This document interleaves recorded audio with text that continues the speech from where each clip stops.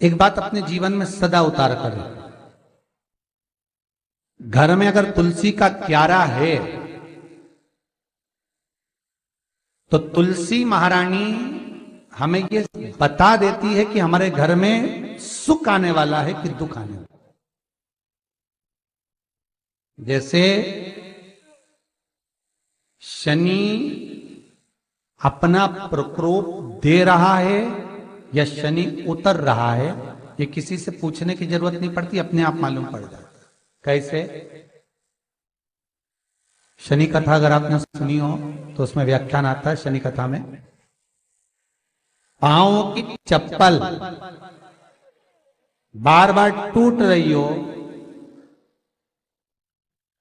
कमर से नीचे जो वस्त्र पहने हो वो फट रहे हो, कहीं पजामा है, धोती है, आदि वस्त्र हैं, कपड़े हैं, वो अपने आप फट। आज के जमाने में तो फटे फटाए पहनते हैं लोग, फैशन। उसकी गारंटी नहीं है, उसका हम वर्णन नहीं कर। हम जब पहनते हम समझ जाते हैं इसको शनि तो ऑलरेडी लगा ही हुआ। जब उनका घुटना घुटनी सब फटा हुआ दिखता है तो उसमें लग जाता है कि शनि पहले से लग गया बापड़ा, उनके पहने से तो मालूम पड़े। शनि का नियम है, शनि कथा कहती है पांव की चप्पल बार बार टूट रही हो, घिस गई हो, बद्दी टूट रही हो, कुछ कर रही हो, और अगर कमर से नीचे जो वस्त्र पहने हो वो अपने आप फट रहे हो, समझ लेना कि शनि पांव से प्रवेश कर रहा, मतलब अपनी प्रखरता शनि दिखा रहा। किसी मंदिर में गए महाराज और वहां जाने पर चप्पल चली गई तो समझ लेना शनि की कुदृष्टि अब पड़ना बंद होना चालू हो गया। कितना सुंदर कहा है महाराज। जूता चप्पल आज के जमाने में तो फैशन हो गई साहब, घर की चप्पल अलग होती है, बाहर की चप्पल अलग होती है। लोग घर में चप्पल किचन तक में पहन के जाते हैं। अरे पानी ले जाओ सीओर से। रसोई घर में लोग चप्पल पहन कर जाते हैं, जहां भगवान का प्रसाद बन रहा है, जहां अन्नपूर्णा निवास कर रही है, और पूछो तो कह किचन की चप्पल है तो माथे पे रख लो। तुम अपनी मां को जरूर देखना है एक बार, वो बूढ़ी मां कितनी बार किचन में चप्पल पहन कर गई, मुझे जरूर फोन कर कर बताना। बूढ़ी मां रसोई घर में आज भी बिना चप्पल के जाती है, और बहुओं की कहीं एड़ी नहीं फट जाए, ठंड नहीं बैठ जाए, इसलिए ये रसोई घर तक में चप्पल पहनकर जाती है।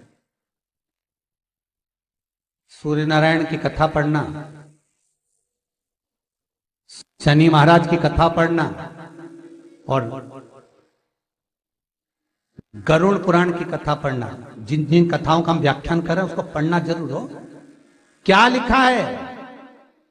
घर के अंदर जब चप्पल जाती है, रोग, बीमारी, कष्ट, तकलीफ चालू हो जाती है।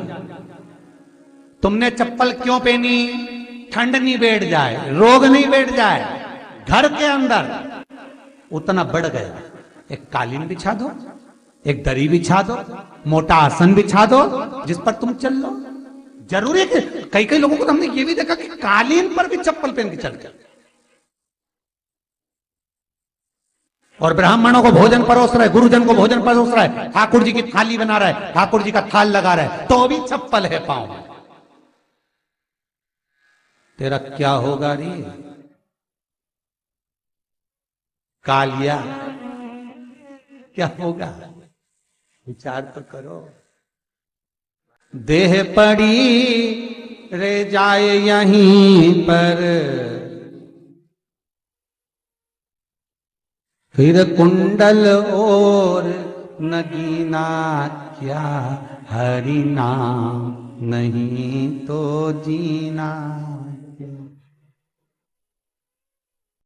अभी भी सुधर जाओ रे, अभी भी सुधर जाओ, नहीं सुधरो तो सिधर जाओ रे, या तो सुधरो नहीं तो सिधरो, थोड़ा सुधरो। रसोई घर में अन्नपूर्णा रहती है, रसोई घर में शिव महापुराण की कथा कहती है जब भगवान शंकर को मां जगत जननी भोजन करा रही थी, शंकर जी ने वर मांगा था अन्नपूर्णा, ए अन्नपूर्णे, तुम मेरे घर के बच्चों का भरण पोषण कर रही है। इस मृत्यु लोक में जितने मनुष्य जन्म लेते हैं ये मेरे पुत्र कहलाते हैं। तो अन्नपूर्णा ने कहा, चिंता मत करना भोलेनाथ, जिस जगह पर एक स्त्री, बेटी, कन्या या घर की बहू या बूढ़ी मां भोजन बनाएगी, उस जगह पर मैं अन्नपूर्णा उसके शरीर में प्रवेश करूंगी। और वो रसोई घर नहीं होगा, वो मेरा और तुम्हारा मंदिर कहलाएगा। अब मंदिर में चप्पल पहनकर भोजन का निर्माण करना, ये श्रेष्ठता है। एक आसन पटक लो आप रसोई घर के अंदर, जिस आसन पे खड़े होकर आप भोजन बना लो। मोटा सा आसन रख लो, चप्पल की जरूरत ही नहीं।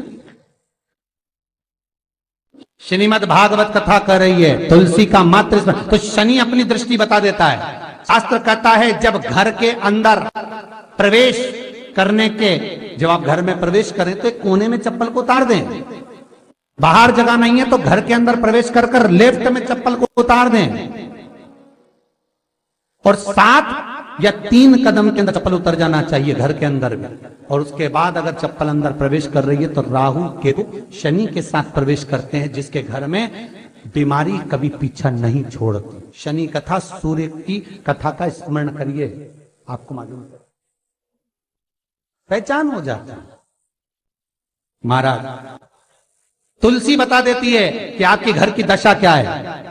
बार बार जल डालने के बाद भी तुलसी सूख रही है, बार बार आप पूजन कर रहे हैं, पाठ कर रहे हैं, तो भी तुलसी के दल सूख रहे हैं। तुलसी बता देगी कि तुम्हारे घर में तकलीफ आने वाली है, कष्ट आने वाला है, सूख रही है। किसी ने जरूर कुछ ना कुछ ऐसा है कि इसमें घर में कुछ तकलीफ आएगी, तुमने लगाया फिर सूखी, फिर लगाया फिर।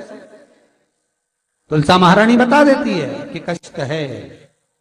और जिस गमले की तुलसा घेर घमोर हो, फलित हो, आनंद में हो, तो उस घर में फिर दुख नहीं आता, समृद्धि खुद बढ़ती चली। जिन शंकर भगवान को आप जल चढ़ाते हो, जिन ठाकुर जी से आप लाड लड़ाते हो, जिन भगवान कृष्ण का आप स्मरण करते हो, राधा रानी का आप नाम जाप करते हो, जिस परमात्मा का आप भजन कर रहे हो, कीर्तन कर रहे हो, नाम जाप कर रहे हो, नाम स्मरण कर रहे हो, उससे तुम्हारा एक संबंध होना चाहिए, एक रिश्तेदारी होना चाहिए। और उससे जब तुम्हारा कोई संबंध रहेगा, उससे जब तुम्हारी कोई रिश्तेदारी रहेगी, तो उस रिश्तेदारी में जैसे ही आपके प्राण छूटे, और छूटते से ही आप जब गए, तो जाते ही आप कहोगे कि कृष्ण से मेरा ये संबंध है, वो मेरा पुत्र, वो मेरा भाई, वो मेरा बेटा, वो मेरा सगा, वो मेरा रिश्तेदार, वो मेरा कुटुंबी, वो मेरा पुत्र। जब कहोगे तो तुरंत प्रवेश हो जाए। महाराज भगवान से संबंध होना चाहिए। कई लोग भगवान को सवेरे से रिझाने बैठते हैं तो भगवान को बनी बनाई बात कहते हैं, ये पाठ कर लो, ये पाठ कर लो, ये पाठ कर लो, ये स्तुति कर लो, सारा बना बनाया। तुमने अपने दिल से कौन सी स्तुति गाई? तुमने अपने दिल से कौन सा भगवान को निवेदन करा, कौन सा नमन करा? बस सवेरे उठना है, नहाना है, भगवान के सामने जाना है, भगवान को नहलाना है, कपड़े पहनाना है, अगरबत्ती लगाना है, थोड़ा सा शक्कर का भोग लगाना। इतने सारे देवी देवता, शंकर जी, राम जी, गणेश जी, सारे देवता, और 2 खुरमा लेके आए, 1 बालूशाही लेके आई, 2 मठरी लेकर आ गई, 1 मठरी लेकर आ गई, और भगवान को इतनी सी कटोरी में रख दी। अब बोले, कई लोगों से पूछा, इतनी सी कटोरी में 1 मठरी, 1 खुरमा, और रोज मठरी खुरमा एक साथ नहीं रखती। वो तो आज दिन मठरी का भोग लगा दिया, कल खुरमे का लगाएगी, परसों गुजिया का, परसों पपड़िया का, कोई डब्बे में भरे भराए रखे, रख दिया। और 1 लड्डू रोज लगा देगी, इतना बड़ा। तो पूछा, इतना सा लड्डू और इतने सारे भगवान कैसे खाते होंगे? तो क्या भाव से